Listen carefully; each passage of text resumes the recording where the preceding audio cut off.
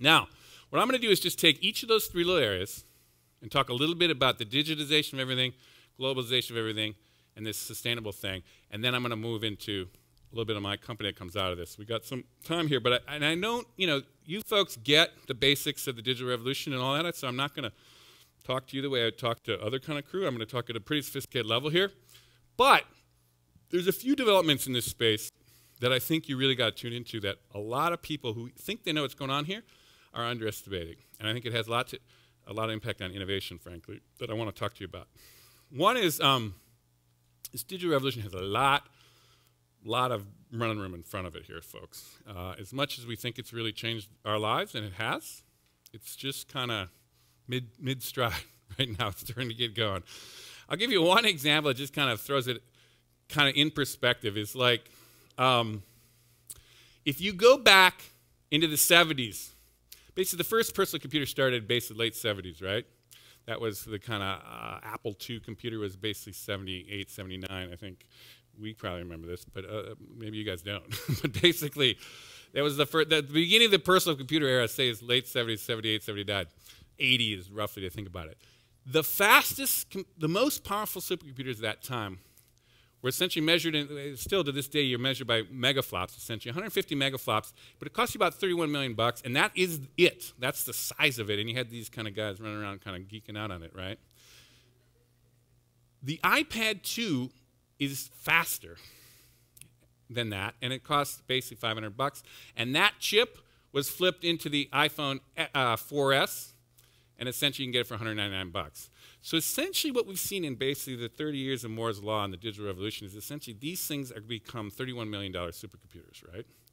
And there's a lot more running room going on here in this kind of doubling in power every 2 years and all the kind of shrinking of power, dropping of price.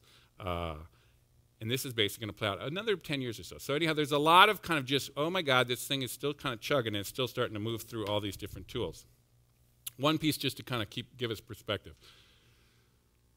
Jobs, everyone's been kind of talking, giving him his homage, and he should, as he should. But his legacy, many different legacies, but the legacy I want to basically point out to you, which is one I think is underappreciated, is this idea of opening the door to video. Is what he started to do, particularly with his FaceTime on this iPhone, was essentially to open up these video channel possibilities. Easy of use, kind of opening video channels between the phones, something that people hadn't really been regularly thinking about in terms of phone. And in fact, what happened is in every one of these products, boom, boom, boom, boom, boom, they're all now embedded with these cameras. And now all, because Apple is always ahead of the game, all the devices essentially are shot through with these things now. So now you've got a built-in infrastructure of all these digital cameras baked into every single digital appliance going on from now and forever, right? Interesting point one. Well, you start to think, why is that important? Well, one way to think about that is, let me just kind of hide here for 1 second, and you can go, this is what you do if I was tapping this out with my thumbs on my iPhone, right? This is how fast you'd basically be hearing me, doing this whole thing, right?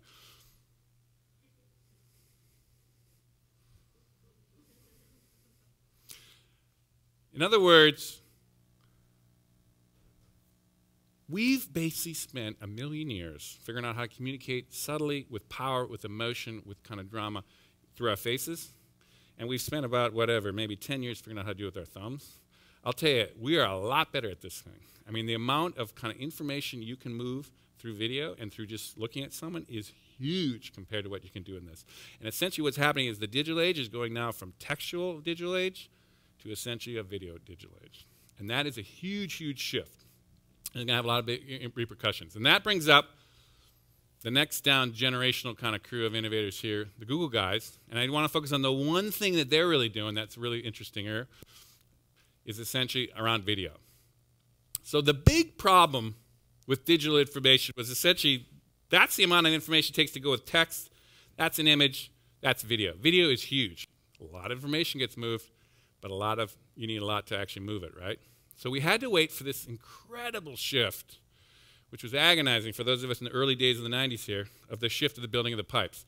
But essentially, if you think of the entire digital revolution of the last 2 years, or last 20 years, sorry, there's been essentially the low bandwidth internet boom in the 90s, of which we talked about from Wired in those vivid days.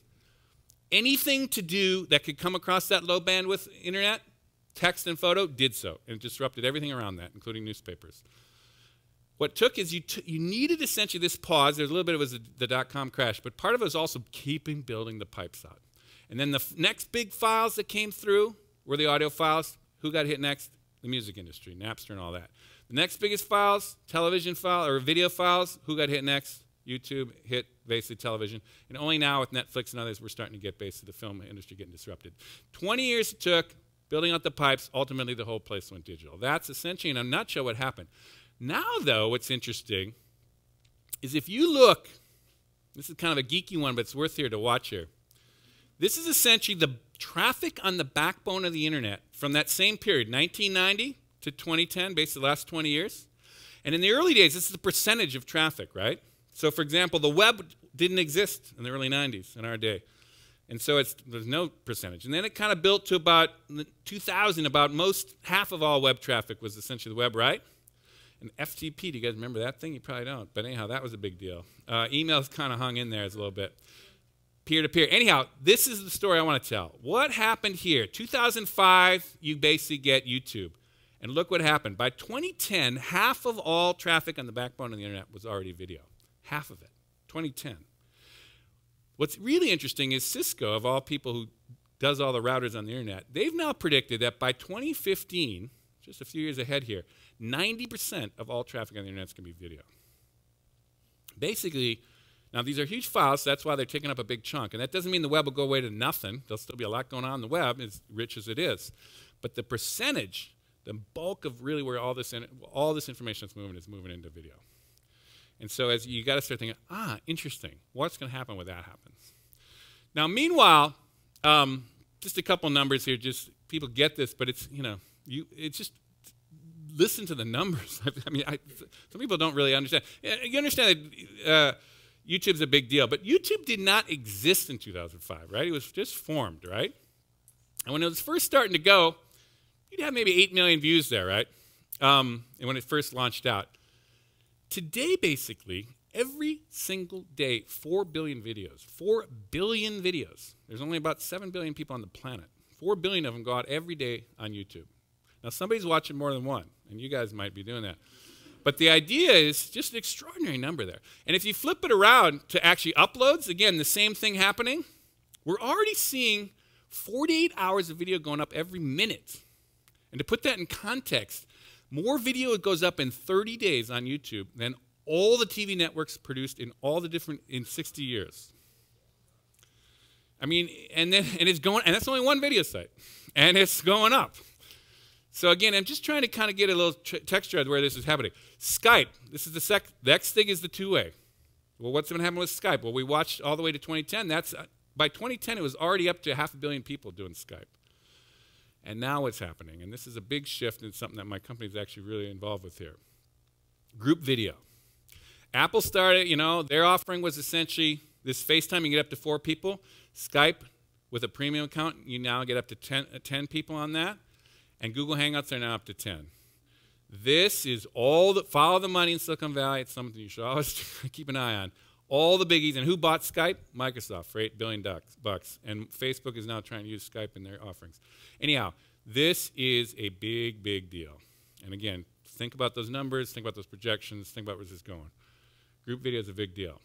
Now, the third thing I just want to think here is going down another generation, the millennial generation here, Zuckerberg, and just say that what he kind of opened up was essentially this social networking world, which we know. And again, just for the sake of putting a number on the table, Facebook is now up to 950 million people. It's actually close to 1 billion people.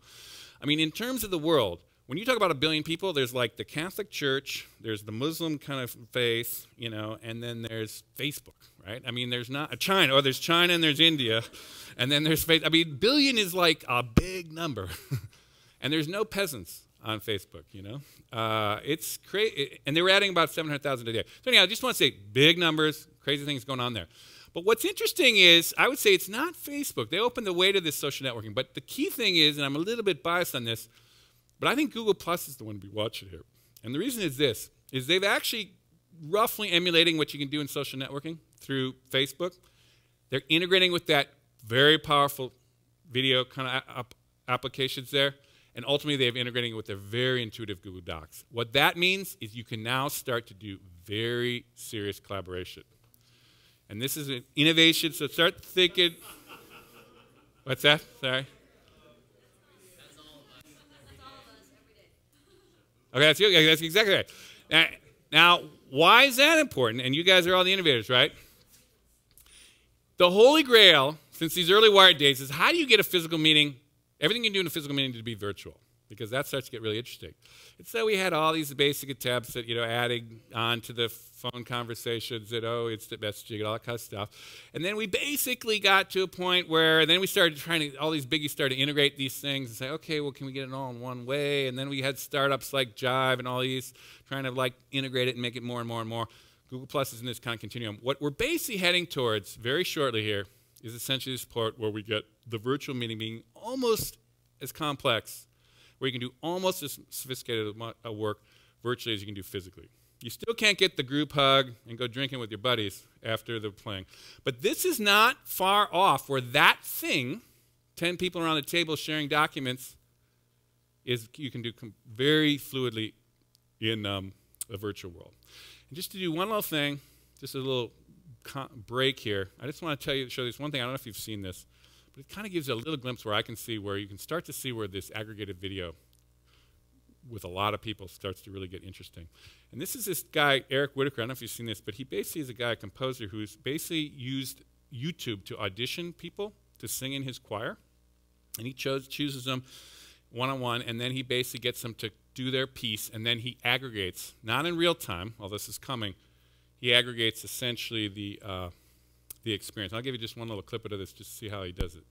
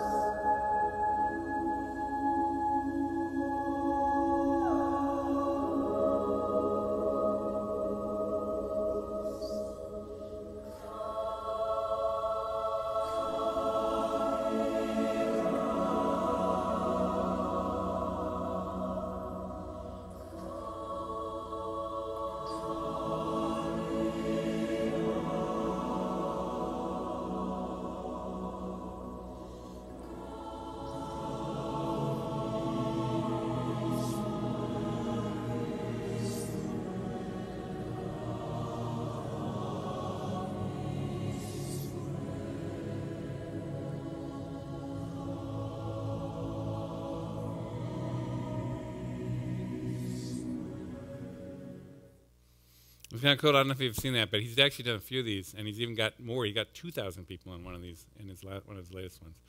And again, this isn't necessarily, but think how sophisticated that is. Think how the collaboration you have to have on that level. And this was done, again, one by one, just aggregating all these feeds. Google, it's been told, has been able to hold, I haven't confirmed this, but I've been told by people that I think is pretty reliable, that essentially they're able to hold internal Hangouts way beyond the 10 people, and they're actually able to get up to 100 people based on Google Hangouts. Now, you could see where you could lose some productivity on 100 people. How do you manage it? On the other hand, technologically, it's interesting that they're starting to push the boundaries of this. And so you're starting to see, this whole thing we could be doing virtually somehow down the road here. Again, depending on bandwidth and how we go.